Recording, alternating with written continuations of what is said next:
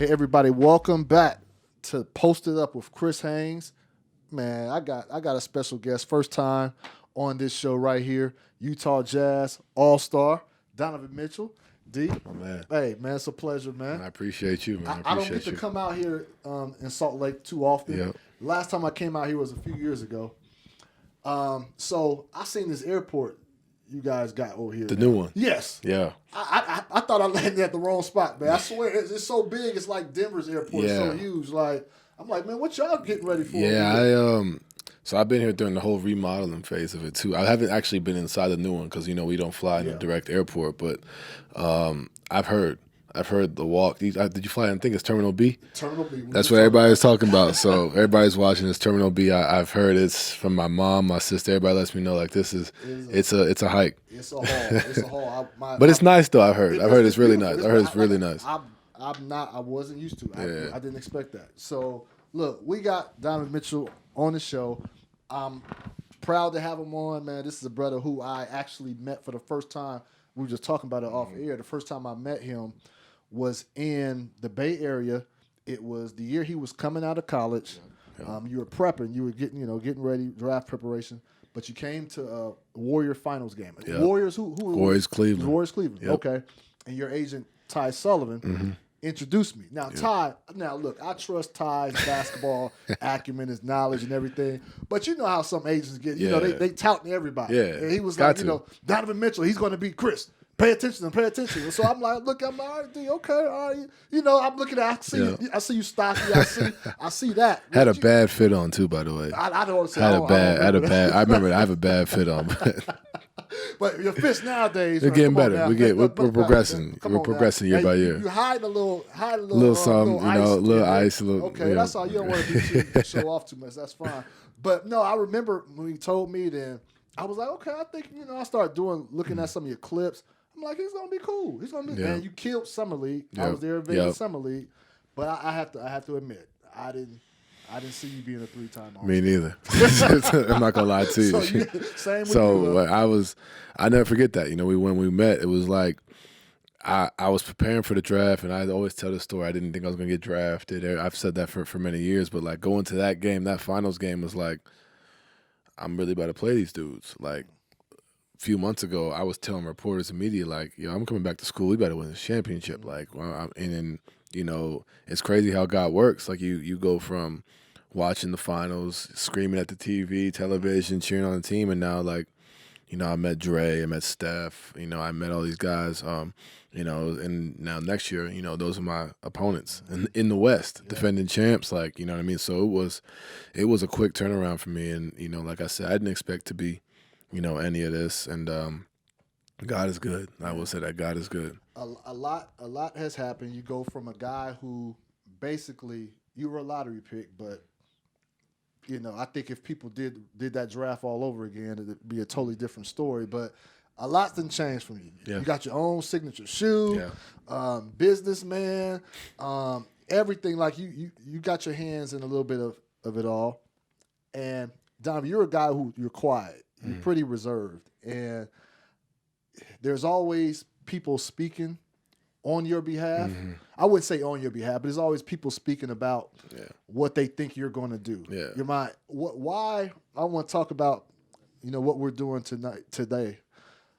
Why is it so important for you to talk? Yeah, I think, for me, I'm quiet as far as, stuff like this. I don't really typically, I'm always, believe it or not, behind closed doors, like where my teammates, and I show it a lot, but I'm goofy. I'm the child of the group on our team. I'm the 25-year-old with a bunch of guys who are a little bit older, so I'm the goofy one. But, as far as like just speaking, I'm big to just, kind of let things go. Like it doesn't really faze me as long as I'm good with my teammates and, my coaches. And that's how I've been in my life with my family. Like everybody's going to have something to say. Everybody's had something to say for me, when I was coming up, going to private school, being different because, like how that goes, choosing the college like Louisville because I wasn't necessarily the most talented, basketball player coming out of high school. Like for me, my was always just like keep your head down, just keep going, and I think that's always been my thing. So for now, I think it's just time to just just come from me. You know what I mean? And understanding that in this business, you know, the NBA is a business, you know, as we know, and you know, sometimes, you know, people can speak on things and it doesn't always necessarily be true. It could just be stuff that's being said. So, you know, just feel like for me, just being able just to speak on it, but kind of, you know, doing it in my own kind of way. Got you, and I appreciate you allowing me to do this with you. Sure. We'll get into that, but first, man, you got selected to your third All-Star game, man. Just talk to me about this. Is it still like what does this All-Star mean compared to the previous two? Oh man, this one's a little different, you know, for me. You know, I felt like, you know, last year the first one was probably the most nerve-wracking. Like you work so hard, we're doing well, myself and Rudy getting there, you know, but for me it was like, am I gonna make it? You watched the announcement. We played Denver that night. I think I scored like 3 points like that game. I didn't take a pregame nap. Like I was just so, you know, consumed with all of it. Lucky the votes were already in before that. Exactly, exactly. Because that was, man. If you go back and watch the film, we played the Denver Nuggets on TNT. I won't forget it. And I think I had like 2 points, and it was just like, for me, that was the kid that you met before I got to the league. Like I still have those moments in different areas. You know, although I felt I deserved to be there, it's still like, you know, it's a dream come true. You know, so now I've done it. This is my third time. I don't take it for granted. You know, I definitely won't. I'm definitely honored and blessed behind it. But, you know, it's one of those things where it's like, okay, I've put the work in. You know, it's a different mindset now. You put the work in, you trust the work. And now that trust in the work builds breeds that confidence where it's like, I deserve to be here. I'm here. I am an all-star. I'm going to continue to be here as long as I continue to put the work in and we have team success around us, which we have been ever since I got here. And we talked about off camera again. I'm gonna say it here. You know, I remember when guards in particular, because this is a guard-driven league, and you know, guards say that, you know, I want to be an all-star. I want to be an all-star. I want to be an all-star quick. You didn't say that necessarily because you had a different path, but you know, I remember Ja Morant said that. I remember Damian Lillard told me that before, and I just looked at the point guards out there, and you know, all-star games you can have 5-6 point guards on each team. Yeah. And so for you to knock open that door, bang that door open and get in there, when it showed me, it taught me that everybody's time comes. Yeah. You know, so now that you're a perennial all-star, how hard is it to make sure, it's one thing to get there, have that drive, but then some people get complacent when they're there. How hard is it being at the top and trying to stay at the top? Yeah, and you know, to be honest, Chris, I don't even feel like I'm at the top. You know, I think that's first and foremost. I think I have a long way to go to get there. You know, first, like I said, it starts off with winning, man. Like, you know, I don't do any of what I do without my teammates. You know, we don't get there without the team's success. You know, that's first and foremost. You know, and like I said before, like you would have told me when I first met me, like, hey Don, you see the dude you watching right here, like you're gonna be in the same locker room, you know, watching. I wouldn't believe you, you know, but that just goes into, like I said, God is good, and you just put the work in, and you trust yourself, and find a way to take those steps. And there's gonna be bumps in the road. You know, I've been to the All-Star game 3 times, and you know, there's gonna be times where things are going great, and there's gonna be times things are going bad. You look at the past month in January we had as a team, we're 4-12. Like, it's not always gonna be sunshines and rainbows, but if you continue to stick with it, man, that's what I try when I, you know, go to these AU games with these kids and see kids play high school games. Like, you know, all they see is the end result.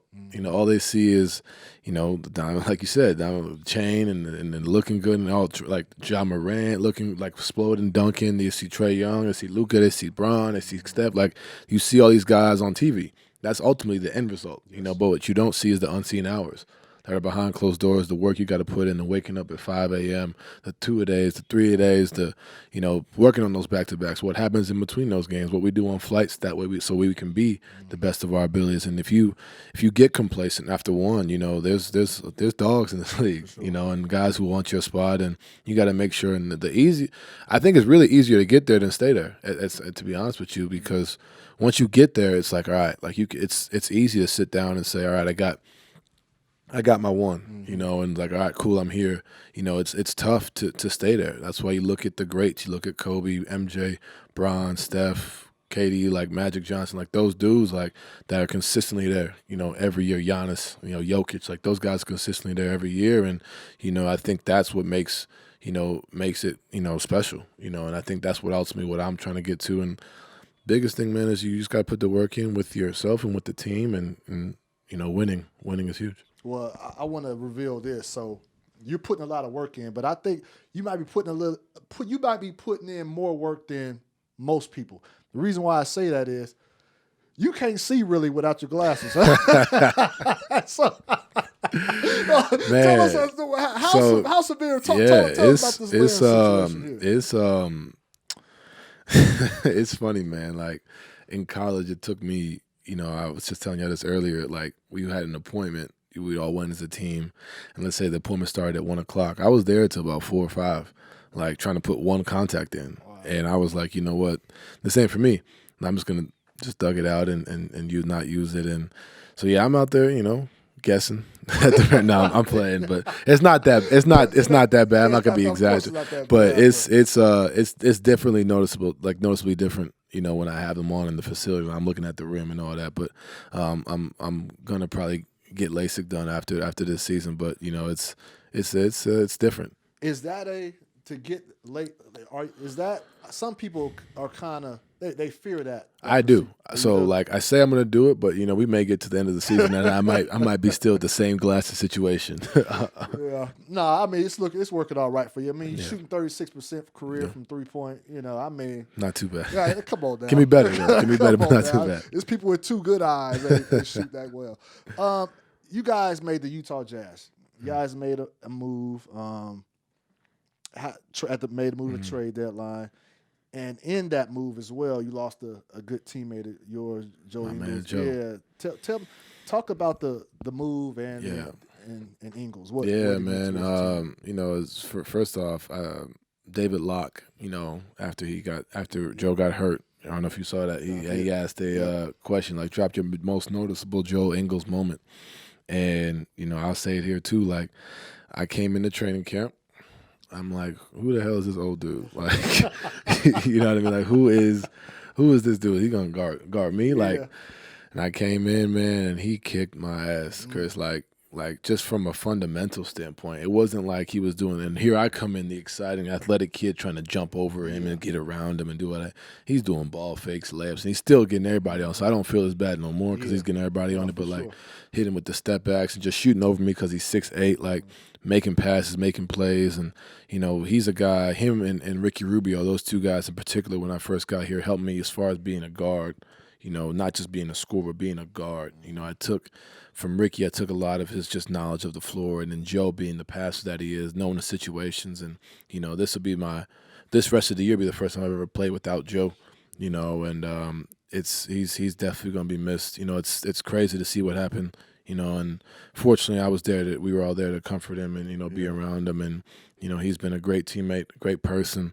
And we kind of all had a feeling, with how this thing for that he might have got moved. We didn't know when, or how, if it did. But the fact that Renee and the kids are still here, like he's always going to be family for us, and as a group. I don't even just say that for me, but as a group, he's always going to be family. And I always appreciate Joe just for continuously teaching a kid who was just so I was always just trying to find ways to just be great, and he was always willing to listen and take those questions because, like after a while it can get annoying when the same kid is asking you the same questions over and over again. But sometimes that's what I needed to ultimately get to where I'm at, and that's what I meant earlier when I said like, I'm a 3-time All-Star, but none of that happens without the teammates I have, and guys who are willing to listen because, for me to come in at a young age and thrust into the spotlight and be the leader, that's not always the case in this league where guys are happy for you. Guys will want your success and elevate you and push you towards that. And he was one of those people, so I'm always appreciative of Joe for that. No, that's big. Joe Ingles over there in Portland. Now he's going to be a free agent at the end of the season, so hopefully he can get back soon. Don, I remember like your rookie year. It just came to me. Your rookie year, you were going head-to-head, and I'm asking you this because, Ben Simmons got the trade to Brooklyn, but you and him were going head to head. Yeah. That's what that was a fun little thing y'all had going on that rookie year. Y'all were going back and forth. And I remember, I swear. So Don, I don't think you know this, but at that time I was at ESPN and I had sat down with Ben and. Oh yeah, I remember that. Yeah, I remember that. Yeah. I woke up to that one. Is that right? I woke up to that one. So I sat down with Ben and I asked him. I forgot what I wasn't expecting an answer. Something about like, you think you're the rookie of the year? And it was like, yeah, for sure. Just dismissed anybody. You know what I mean? I'm like, hold on here. You know, it's a kid over there, Donovan. He was like, it's me. Like, no, that's a smart answer. Like, no, it was smart. It's a smart answer. But I just so happened, like the next day, I happened to did a game in Utah, and you guys were playing such and such, and I got you, and that's where you had the famous line right there. Your line was, basically it was something along the lines of, if he played, he's not a rookie. Yeah, he's not a rookie because he sat out the year. He sat out the year and everything. But I bring that up to say, how did you, just from a peer, I know everything is whatever. That's just trash talk.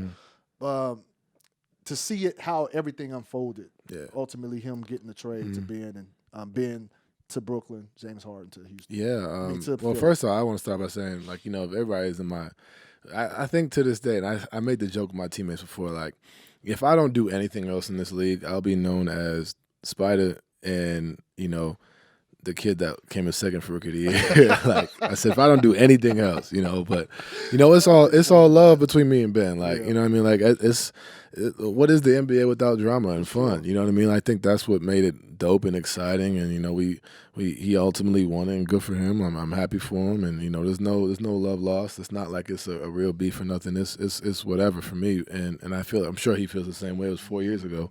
As far as the trade, man, I think it's great that both teams got what they wanted. Both individuals got what they wanted and moved on to their own situations. And hopefully, like I said, what's the NBA without a little bit of trade line drama and all that? That's just the nature of the business. And I think both teams got better. Guys want to be there. I think that's what helps is huge. And it's gonna be exciting to see. All right. Well, now we're gonna get in the thick of some things, D. But before we get into that, I gotta do my segue. Give a shout out to Nuna for all your baby needs, your car seat needs. Nuna has you covered. You don't need nothing like no, nothing. Sir. No, sir. Not there yet. No, sir. No, sir. When you are ready to start a family, Nuna has you covered. Sounds good. Car seat, strollers, all that stuff. Sounds good to me. They take care of it. All right, so now we'll segue to a lot. Look, this is something that's been hovering over you, probably your team over the last few years. I gotta say, okay, so I'm just put it out there. Everybody wants to know, how serious is this thing between you and Rudy Gobert, your teammate? Let me say this. Before you. Yep. So I talk to a lot of people. They say, man, this is the modern day Kobe, Shaq type of a situation where not necessarily, it's not, I ain't gonna put words in your mouth, I just let it, but people want to know how serious this is. There's reports, I know you see them, there's tension brewing between those two. It hasn't repaired itself. It's probably got worse. Where do things stand with you? I think it's interesting that, first of all, we're good. Like, I just want to go on record with saying that. But I think it's interesting that, that stuff happens, and him and I have never played at this high of a level together since we've been here. So like, I'd make the joke, like, for a group that hates each other, man, like, we're playing pretty well, and we can be even better, So for me, it's like, we're good. We're focused on winning, that we have a common goal. I think it's like, that's the biggest thing. You don't always got to be, like, the bestest of friends with people you work with, but at the end of the day, if you work towards a common goal that's beneficial to the team, that's what's first. We want to win. Like, I think that's something that we have in that common goal, and we're working towards a common goal. And like I said, it starts with me and Big Fella. If we want to get to ultimately win a championship, it's going to start with us, and we know that. And for us to get to where we want to get to, we just got to continue to keep building, man. But reports are going to be reports. People are going to say what they want to say, and if we win a championship, then there's really nothing to be said. So that's the goal, and we're good as teammates. We're good. We're ready to just try and find ways to win, because we've made it to this first round, second round since we've both been here, and we're looking to do bigger things. When you see, I think it was a couple weeks ago. I don't know. Rudy had some quotes about what, like comparing this team to what another team does. And people kind of hinted or suggested that those might have been shots directed at you or something like that. How did you take that? I mean, I said it in the conference, like, people have their own way of expressing things. I think the bigger way would have been just do it in house, but it's water under the bridge for me now, for us as a group. That's just how he chose to address it. Like, whatever, and like I said, we have a common goal, Chris. Like, if we want to win, we got to continue to build, because he needs to get back and get healthy, which I think he will in the coming days. But, it is what it is. It's just like, all right, cool. We'll move on, and we're trying to just win. Like, that's the biggest thing for me. I came into this league, Chris, like, we just want to win the championship. Like, seeing, the Bucks win it last year, you're seeing the who was it before, the Lakers, the Raptors, the Warriors. Like, it's been like ever since I got into the league, like, I'm like, man, I want to do everything possible. And I think we all do. We want to do everything possible to be in that final moment. So little stuff like that it's open for interpretation for everybody. That's just how this thing goes. But for me, it's like, look, I'm not going to let anything especially for myself when I speak I'm not going to let anything take me off my course. I'm trying to find a way to be the best leader, the best teammate possible, and go out there and elevate, and be the best that we can be. And lastly, I'll move on after this. Teammates don't have to necessarily be, like you said, be best friends or things like that. Is this a relationship that you think should be a little bit better, or you think the way it is honestly, okay? I think it's good. Okay. I think it's cool where we're at. I think, like I said, when you work with someone and you have something that you want to get to, and you have people who are competitive around you. You have people that are competitive. When I say around, I mean our teammates and coaching staff. When you have two people that are competitive, like, you want to ultimately be the best. I would take that as opposed to two dudes who just want to sit on their ass and do nothing. You know what I mean? Like, you have two guys who are going to go out there and compete. He's a 3-time Defensive Player of the Year. I'm a 3-time All-Star. Like, we're going to find ways to get better individually and collectively as a group.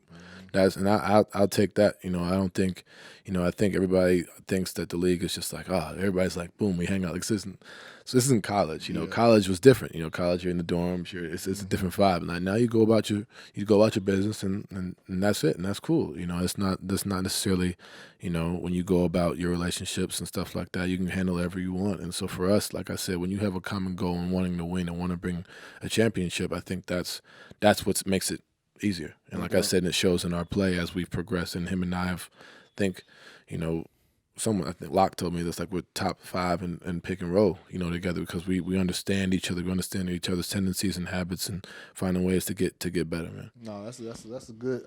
I'm glad you shared that, and it does kind of still This is me talking. It still does kind of remind me of Shaq and Kobe. Like, I wish, because they got 3 rings. Shoot, if that's the case, they got 3 rings. Yeah, so. Because you guys know, it's like, things might not be as perfect, or things might not have gone as planned, but you guys know each other. Like, when it's on the court, like, his tendencies, you know that. So that's cool. That's still cool to see. Exactly. Still make it work. The other thing, D. The other thing, there's a lot going on with you right now. There's a lot, man. There's a lot. There's a lot going around. So the other thing is people questioning how long you're going to be here. Is Donovan happy? Is Utah doing all that they can to put? Because ultimately you want to win. You've already said that, and you want to win the championship. Has Utah done all it can to put you in a situation where you can compete for titles year in and year out? What is your state of happiness with the franchise right now? Well, first off, man, I want to say, like, is Donovan happy? Like, Donovan is living out his dream, playing in the NBA, playing with guys that he grew up watching, idolized, and we're competing at a high level. So first of all, I think happiness, like that whole notion of just being happy. Like, I'm very fortunate to play this game, Chris. Like, play this game and be, in the NBA. Like, I think it's crazy to think that someone, it's possible. There's times in this business where I get tired of y'all, Chris. Like we all do. Like we all do. It's just light of it, but it's honest. But I think just as far as like Donovan, myself being happy, I think I've reached a point where I'm like, you're happy with yourself first off. So I want to start by saying that because that's what's first and foremost. And anybody who's watching this, I think being happy with yourself is key to a lot. But as far as myself with the franchise, man, like I haven't I see the articles, but I'm as part of me as a person, I really address it with my teammates. I've seen it. I'm not too stressed about it. I'm not thinking about it because for me, it's like, man, how can we win? Like there's gonna be talk whether I say something, whether I don't say something, because that's how I've always been. I've always been someone that's like, okay, they're saying stuff like, let's go ahead and lock in. So for me, I haven't really thought too much about it. I'm happy right now and just continue to find ways to win. Like we're like I said, we're a 4th seed. We're 3 games out of 3rd. We just came off a good win against Golden State. Like, how can we get better? How can we get Big Fella back and get better? How can we get Rudy Gobert back and get better? How can we win a championship? Because all this other little stuff doesn't mean anything if we win. Sure. So like that's the biggest thing for me. And my teammates know that. My coaches know that. The organization knows that. I think it's just a matter of y'all doing y'all's job. Yeah. You know what I mean? And it's that's what it is for me. And you talk about us, we're doing our job, and you talk about you get tired of us sometimes, and I definitely understand that. What's the aspect of what the media does as it pertains to you? What is the aspect of it that you dislike? What drives you crazy? I just how do I say this?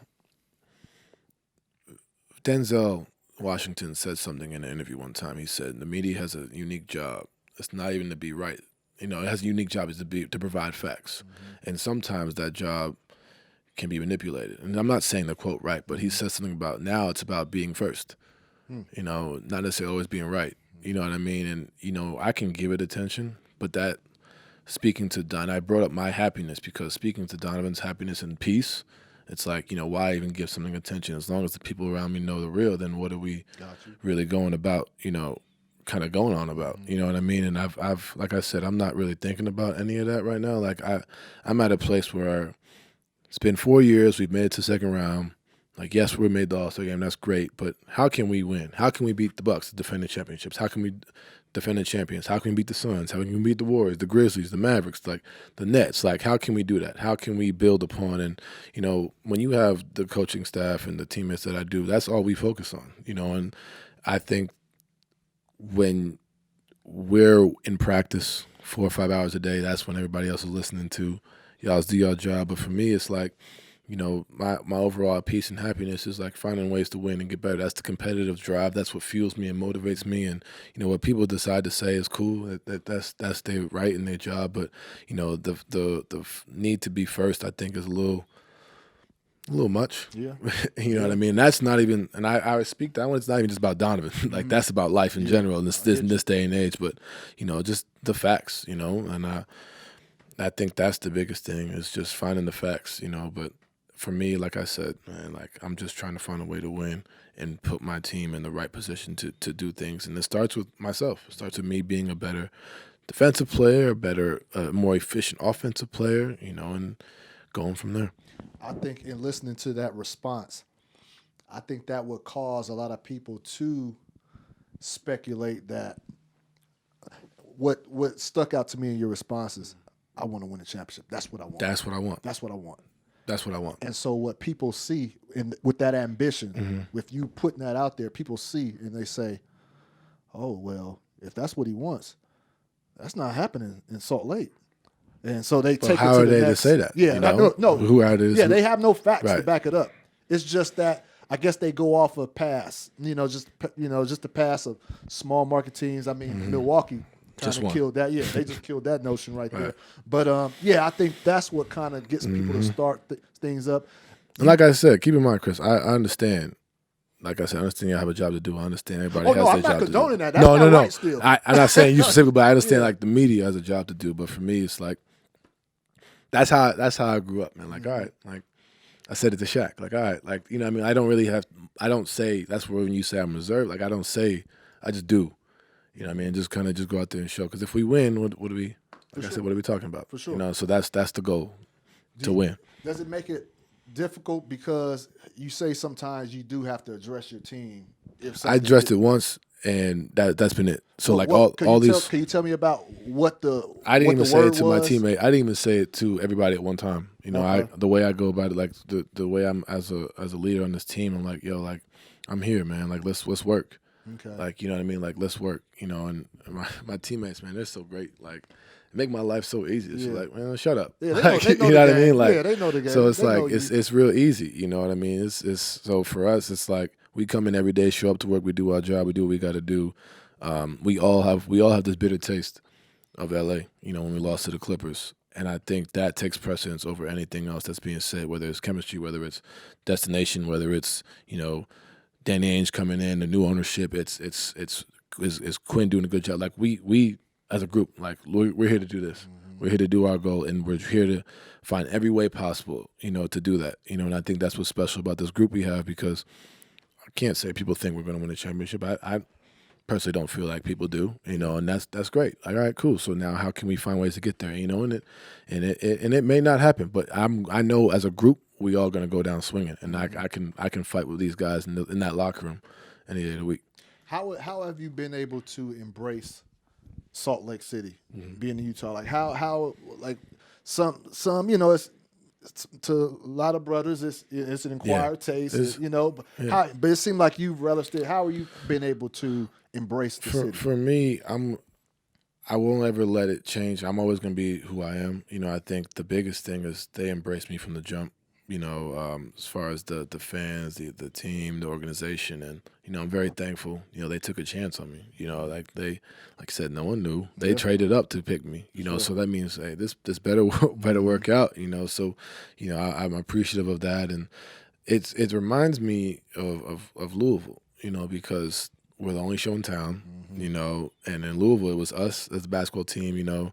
And I don't want to. I got to give credit to all the other teams in Louisville, but you know it was basketball town. You know it was basketball town, but you know and then Lamar Jackson, like us and Lamar Jackson at the time. So you know when I came here, it didn't feel that much different as far as you know going places. Everybody has a jersey on. Everybody knows what time the game is. The game is at 7. Salt Lake is shut down at 7 o'clock, or the bars are open. Like you know what I mean. So like that's what it's been. You know since I got here, and you know the passion for basketball is incredible. It's a home court advantage. The altitude is something as well, and you just want to go find a way to just, like I said, just find a way to win. You know, it's never been done. You know, so it's trying to find a way to to win and create history. I did back in a few years ago. This might have been your rookie year, second year. I think you were playing in. Where are you? Have you played the Warriors in the playoff yet? No. So this wasn't. So this was the year. The year, before so believe it or not, I was supposed to go to that game.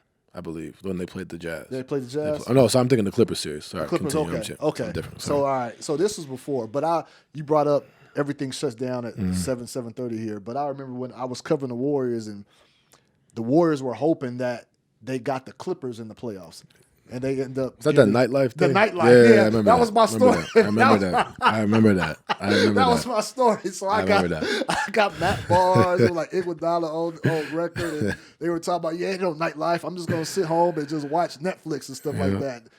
But the thing about what I liked about that is the fans, they jumped on that here. They made a big thing about it. Came with nightlife T-shirts. But the fandom here is like, and you don't get that in the NBA a lot of places. You don't necessarily get that. You know, it's like I said, when we don't have football, we don't have baseball. We're out Salt Lake, the soccer team, but you know, it's really us. You know, so like they go all out. You know, all the marketing and all the stuff is around us and what we do. So you feel that. You know, you feel that during the playoffs. You feel that energy. You know. Our game starts in 3 hours because, you know, like you just drive around and people like, all right, like, you know, this has that look. It has that vibe and you feel that. And I think that's what makes it special. D, you're 25, but you don't talk 25, sound 25. You're mature beyond your years. If you go through your social media feed, you'll see somewhere from highlights to, you know, to real life matters. Like, you know, I think you give people a little bit of what you are and what you're about. You're a part of the NBA Social Justice Coalition. Yep. You're one of the youngest players on that board. I believe you and Anthony Carl Anthony Towns. What does it mean to be selected by that? in an organization, a coalition, in a group like that, man, like when you have owners and coaches and players, like that means a lot more than a lot of other stuff that goes around the league as far as like All-Star and the achievements I create, because that's real life. You know, I play this game because I love basketball. I play this game because I enjoy, just I make a joke. I put an orange thing into an orange thing in front of thousands of people. Like, it's a blessing. But the platform it's given me, to speak out for our people, I think that means a lot more to me. As a kid who grew up, went to private school, predominantly white private school, and then also played basketball in New York City, like understanding that that's a 45-minute drive, and the disparity and the differences between certain places that I've been is huge. And one area that doesn't know the other area exists in the same country, in the same state, or right next to each other. I think that for me was like, man, like I have an opportunity here to really unite, and kids, and it really starts with our younger generation. My mom's a teacher; she's an educator. I do a lot through my my foundation, Inspired Cares, like just being able to just show, and send kids to. So I've sent, I've sent in my family scholarship at Greenwich Country Day Schools, where I went to private school. I've sent kids, from the inner city to go to private school so they can see and be around what I was around, so they can see what is up the road, and being on that coalition, being in a group of people like myself, Cat, Mello, believe Doc Rivers is on there, like, and James Cadigan's been great, as far as just finding ways to keep our message going. Sure. You look at, the 2016 ESPYs with Bron, CP, Mello, and D Wade, what they did. That was, I think ever since then, we've had our foot on the gas since then, and we have the tendency, these things they fluctuate, the things they be up and then down, and something happens. And like, we've really, since that happened, like maybe even since the bubble, we've continued to speak up for what's right. And me being, a minority here in Salt Lake, there's only like 1% of black people here. I'm not going to stop. Yeah. I'm speaking up for kids. Like, I going to games, being able to find ways to give back to kids, and especially kids of color who don't have the same opportunities. And I'm never gonna stop doing that or stop being who I am, because, like I said, I've been thrust into the spotlight fairly quickly, and I'm blessed. But that it's all the stuff that's able to give me, but giving it right back, because 5 years ago, Chris, I was that kid. Yeah. Like, it's not forget. Like, I've been in the league, and it seems like it's been a while, but it's only been 5 years. And then 2 years prior to that, I was in high school. You know what I mean? So, like, I was the kid looking for that opportunity, kid trying to find ways to continue to build, and so for me, just trying to find ways to allow kids to understand that it starts with us, like us as the youth. It starts with us to continue to unite, to learn about each other's culture, and not just kind of be divided. I don't know, a house divided. We move together as a nation, as a country, as a world. And we've done some big things. And I think we can do more and more. But it really starts, Chris, with education, like educating our kids on what your childhood was like, what my man behind the camera's childhood was like, definitely different, but, how can we come together and teach our youth, this is what the right and wrong, like I think that's something that I've really stood upon, because I saw the difference in education. I felt it. I knew there was a difference, the difference in levels in third grade at one school versus third grade at another, so for me, it's like, man, like, I'm just so blessed to be able to give back in that way, more than anything else, because I was that kid. You know what I mean? Not too long ago. And now that I'm able to do this and do it consistently and be able to speak out, and that's what makes the NBA special. Like, we have 450 players, and I can say all of them, have that passion, behind something as far as the youth and giving back. And Adam Silver and Michelle Roberts they've been all great, CJ and Chris Paul, like, continue to find ways to build our message and shout it from the rooftops, basically. What you're doing with the kids and taking them out of those inner schools and putting them to those private schools, it that hits home with me, because little background, I'm gonna go small, because nobody want to hear about me, it's about you.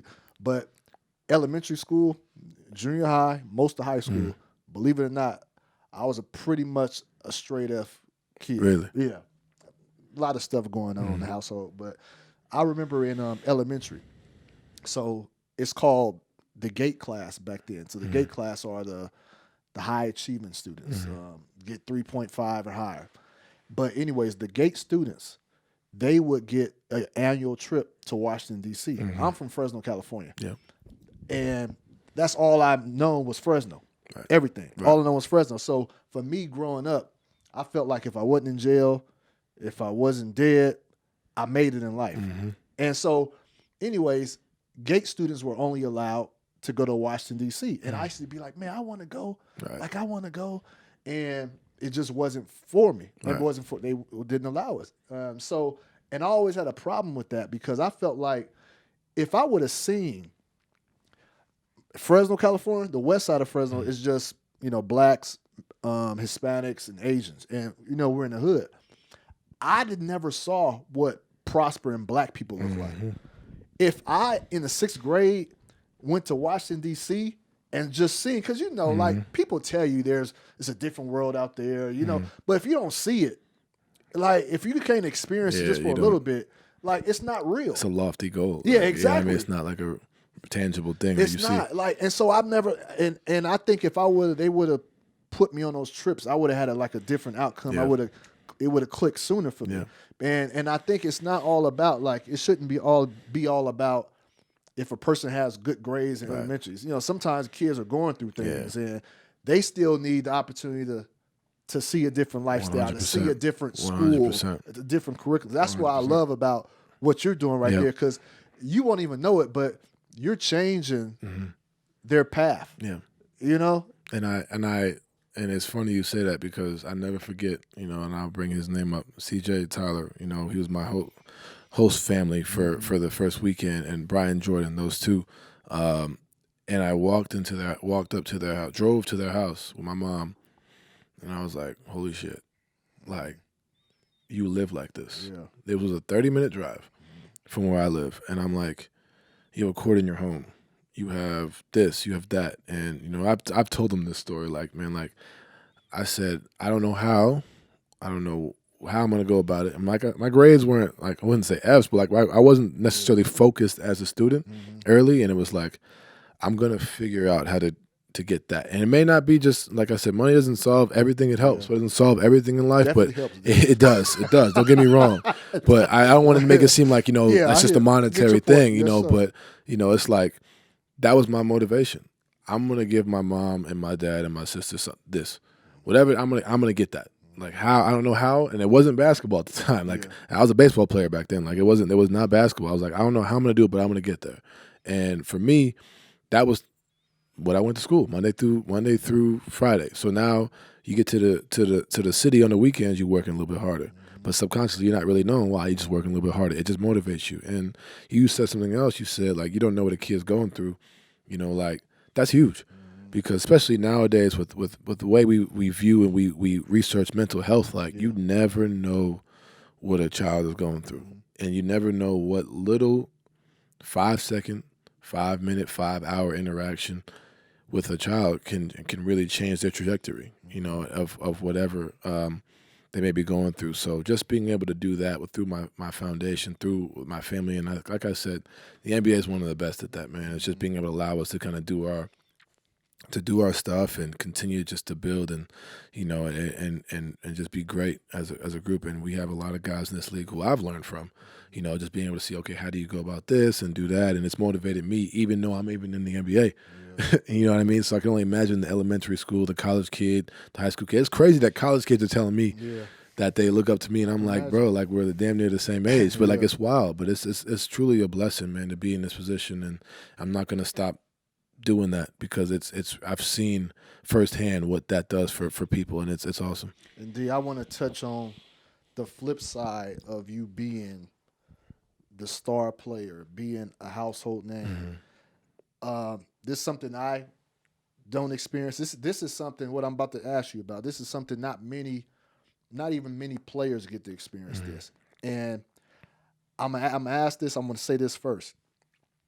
Growing up, I've lost a lot of homeboys, family members, to whatever it is, murder, whatever.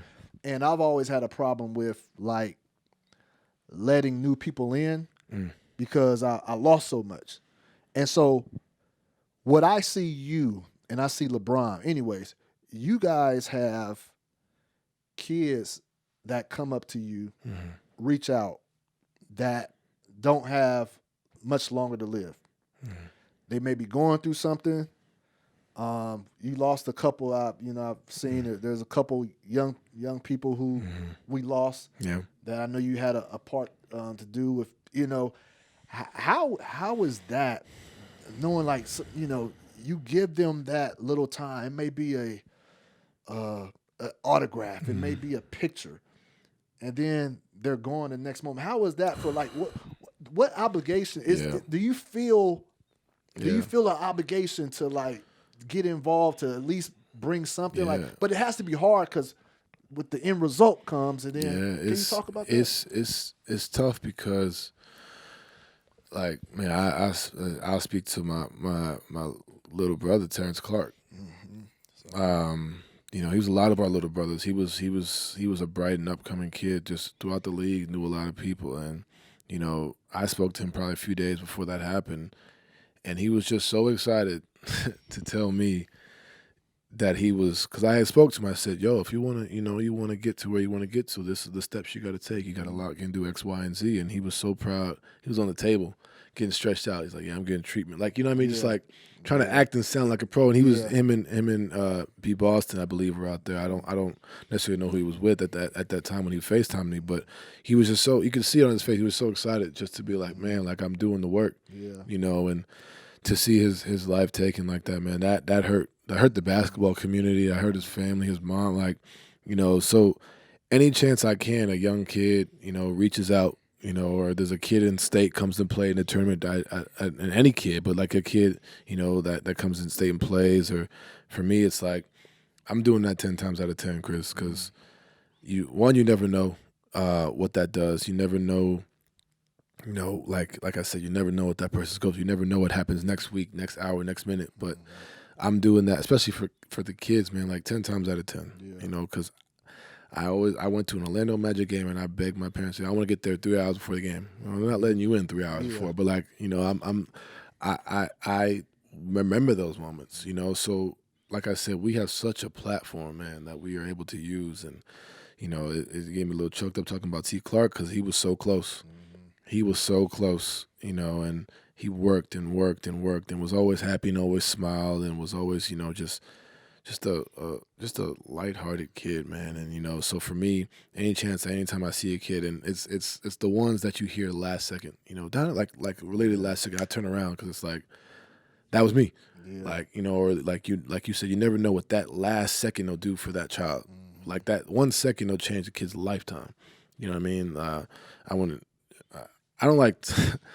I don't like talking about stuff like this too much, but for instance, I saw this kid the other day getting his butt kicked by his dad in the backyard. And I was like, man, I just immediately saw me and my dad hooping in the backyard, and I just went over there and I was like, man, let me give you some help. Those moments for me mean more than hitting a game-winning shot, if we're being completely honest. Because that's just the coolest thing to me. Being able to be that kid's superhero, that is really dope. And I think that's, speaking to your question, that to me is just there's really no reaction for it. It's just there's no word for me to find. It's just I guess priceless, I guess is the word for me. Just to see, they just see Donovan Mitchell pop up and just. It's cool, man. It's real dope, being able to do that, man. And like I said, I'm gonna continue to work to be the best I can be, man. But it's just being able to be in this area, be this platform, be this person for these kids, man. It's awesome. Talk to me a little bit about your foundation here. I know that Panamanian roots. Yeah. Right. Your grandma was born? So believe it or not, I didn't really talk about it till I wore the chain the other day. So people didn't know I was Panamanian. I had a chain on the other day, and then people were like, "Yo, you're Panamanian?" I was like, "Yeah." My grandmother, may she rest in peace, and my uncle, he just passed a few days ago. Sorry to hear that. They're Panamanian to the fullest, Chris. Okay. Let me tell you, family reunions, we in there, cooking and dancing and all that, But they had such an impact on my life. My grandmother was a refugee here. Okay. My mom is first generation. Here I'm second. Mm-hmm. So that that for me is something that I'm going to continue to rep, especially after both of them passed. I kind of kept it quiet and hush hush, but that's definitely something I'm going to continue to. I don't know why I did, but I just felt like there was no particular reason. It was just one of those things. I just felt, like I said, I keep a lot of like stuff like that to like my family. Like we know what it is, but that they're gone. And my grandmother, man, she took me in, my family in, and I grew up in her home. I was a pretty solid Spanish speaker. I was. You could lose it. I think so, because let me tell you, between that, my dad worked for the Mets, so I was around Hispanic baseball players all the time. Gotcha. I come home to my grandmother, and then I was taking Spanish in school, so I was getting it from all like different ways. So for me, it was So that was. Then I kind of stopped, and now I can understand a little bit of it more than I can speak it. But that was the biggest thing. So we started our foundation. And a lot of my stuff, that my grandmother was a social worker working with kids in the same way. So a lot of what we do was for the kids, single mothers. My grandmother was a single mother raising her kids and whatnot. And my mom, my mom and dad had divorced. I lived with my mom, and so being able to see that, being able to help single mothers come up through this experience, whether it's through AU, it's dealing with the pressures of life, like just being able to help out. And a lot of what we do, Chris, is it's great to give gifts and the tangible things, and whether it's jackets, coats, and those type of things. But knowledge, I think, is huge. Mm-hmm. I think it's like knowledge stays with you forever. The jacket, you outgrow it. Yep. The food will eventually, you'll eat it and run out. But the knowledge, finding ways to get a job, finding ways to go out there and provide for your children, finding a way to help your kids understand that you don't have to live like this. You can do better. Understanding that just because you're not a product of what your circumstance, you can be better. We don't necessarily always get that. We don't always get that knowledge. So being able to teach that to kids, I think, has been one of the biggest things and part of our foundation. And my mom is the head of it, and we're looking to continue to build and get better. No, that's dope. That's dope, and these are kind of the stories I like people knowing about you guys, because especially you don't talk about it, so you're never going to really hear about it until somebody else tell you. But that's so important, because you're using your platform the way it should be used, and we need that. I was going to ask you, I got a couple more questions, D. I'll get you out of here, but you talked about educating, right, and even educating when it comes to social issues. Yeah. How has it been for you being here in Salt Lake, speaking out on some of those issues? How has that been? It's been it hasn't been the most receptive. I won't lie and say it has, but that's what I meant when I said, like, I'm not going to stop. I think for me, part of creating change is having uncomfortable conversations and being uncomfortable.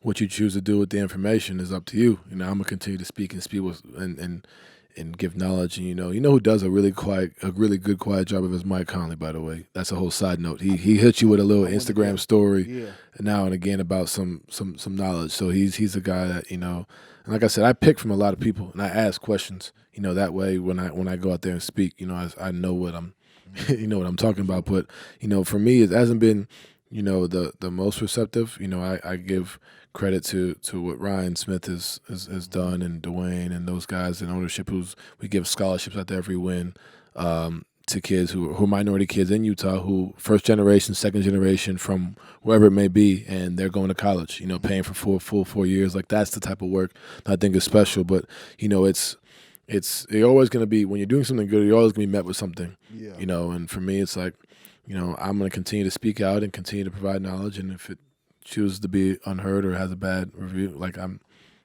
doesn't matter to me, because I know whoever's listening and whoever needs to hear it will hear it and continue to find ways to build it. And if it comes from me, the next person will inspire and do it. And I think our youth has done a great job is speaking out. You look at these. Y'all let. I mean, you still now youth too, but I as a group, as a whole, we've done a great job. You look at these, there's viral TikTok videos of people calling their parents out on stuff like this. I don't know. I wasn't back then, but I've talked to them. Back then, that wasn't happening. It was like, this is how it is, and this is how it was. You know what I mean? This is how it's going to be. But now you got kids, saying Mom, Dad, no, that's not right. You can't say that, or no. Calling that's bravery. Yeah. You know what I mean? And if kids see us, in this position taking heat for it. It is what it is, but we're going to continue to speak. It's like it makes them feel comfortable in their own skin to speak on what's right. And that goes back to what I was saying about being knowledgeable and being, and just understanding your circumstances, understanding that there is a difference. There is injustice, social injustice in this world, and not just saying, oh, well, no, everybody well, that's not the truth. Like, you know what I mean? Like you said, Chris, you've seen a lot of different things than I have growing up, and we're both black. Yeah. Like, you know what I mean? Imagine, the kid from wherever. Like when I went to school in Ranch, Connecticut, which is a prominent neighborhood, and I also played AAU with kids from the Bronx. Like there's two different life circumstances that they have to go through that people just choose to ignore, which I kind of, it ticks me off because it's like, no, there's a difference, bro. Like there's a huge difference, and you can choose to ignore it, and it sucks that people feel that way, but I'm not going to stop speaking on it. Well, D, you're doing a great service, man, and I'm just proud to just watch you from afar, man. Appreciate to see it. your, just not on the court. On the court, you're doing your thing. You get your praise, but just as a man, man, just being a man of principle, integrity, we see that, and so I'm happy to first of all, I'm happy you gave me this opportunity. No man. problem, man. Keeping Thank you. It real. Thank you. I appreciate that. I want to ask my last question. Where do you see yourself in 5 years? So at that time, you'd be 30. 30. Yeah, wow. An NBA champion, that's the goal. MVP is the goal. Hopefully more than one of both. That's the goal, man. Like, as far as on the court, I should say, sir. Like, multiple championships. Like you really want, I want to win. Like, that's I can't say I want to in 5 years hopefully get one. Like, no, that's what I strive for. Every morning I wake up, every time I work out, like we want to win a championship. How do we go about doing that? How can I be the best Donovan that I can be for my team and go out there and compete and win? So, that's if you don't see it for yourself, then you're never really going to get there. That's first and foremost. Then off the floor, man, a businessman, in different ventures. I'm feeling things out now, and asking questions, but, whatever that takes me. I want to have a life outside of basketball and, continue to build the brand of Donovan Mitchell and, like I said, do it where I'm creating and helping inspire and create change. But, that's it for me, man. Like, making sure my sister's good, my mom's good, my dad's good, my family's good. And, just, like I said, finding ways. And hopefully I'm still, these are still good, still playing, first of all, first and foremost, and just continuing to build and grow, man, because, that's my biggest thing. But, as far as on the court, man, I'm trying to win. I'm trying to win the championship desperately, and I feel like I have a lot more room to grow, which is great because that 5 years gives you time. But, it's like, man, like I play this game and I work this hard to be at the top in all aspects, as a team, as an individual, and I don't think anybody in this league, if you were to ask them, what's your motivation? Like, what do you work for? Like, I work to be the best, and that's it, and continuing to build. And, it's a progress is never linear, though. You know what I mean? It may not happen tomorrow, it may not happen, next year, but if you keep plugging away and trusting your work, you get there. Yeah, congrats real quick. I'd be remiss that I don't bring this up. Congrats. This is your fourth signature shoe coming up? Third, we're working on the four. Yeah, it's wild. It's wild. You man. It's wild, man. It's wild. I'm blessed. Man. Hey, got at some point, man. You gotta write a book, man. You gotta write a book. That's what I've been making jokes about it, but yeah, I might. You have to. You got a story, man. You got a story that starts even before basketball, right? And that story before basketball would answer a lot of questions of why you do what you do now. Right. Right. So man, D. For sure, man. Chris, I appreciate you, bro. Real talk, man. For sure. Thank you for coming on. This is Utah Jazz All-Star Donovan Mitchell right here on the Posted Up with Chris Haynes show. Thank you for tuning in. Everybody, Nuna, get all your baby works. Donovan, get it. Whenever you do want to start that family, hit Nuna up. They got all your baby needs, your car seat, strollers, all that. I got you. Taking care of it. Hope you guys enjoy. Check you guys next week.